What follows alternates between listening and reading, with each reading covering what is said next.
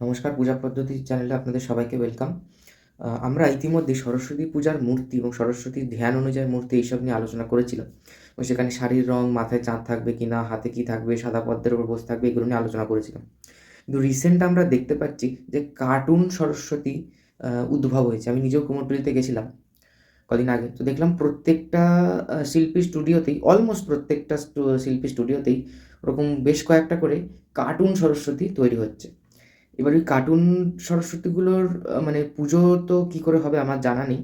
কিন্তু যেহেতু প্রচুর বেশি সংখ্যায় দেখলাম কার্টুন সরস্বতী তৈরি হচ্ছে, তাই আমার মানে সবার কাছে বিনীত অনুরোধ, যেরকম কার্টুন সরস্বতী দেবীকে পুজো না করে নর্মাল দেবী মূর্তির মানে দেবী মুখ যেরকম হয় সেরকম মূর্তির পুজো করতে, এবং সেটা টানা চোখ হতে পারে বা টানা চোখ ছাড়াও হতে পারে, কিন্তু অ্যাটলিস্ট কার্টুনের মতো মুখ না হলেই ভালো। কারণ আমরা দেবীকে যখন পুজো করছি সেখানে ধ্যানের সাথে তো একটা ম্যাচ হওয়া দরকারই। তার থেকেও বড় কথা, দেবীকে যদি দেখি দেবী না মনে হয়, কার্টুন মনে হয়, তাহলে সেখানে পুজো করার কোনো মানেই হয় না।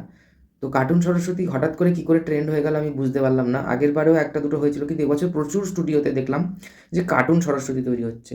তো ভিডিওটাকে সবাইকে শেয়ার করুন এবং প্লিজ সবাইকে রিকোয়েস্ট করুন এরকম কার্টুন সরস্বতী যাতে কেউ পুজো না করে।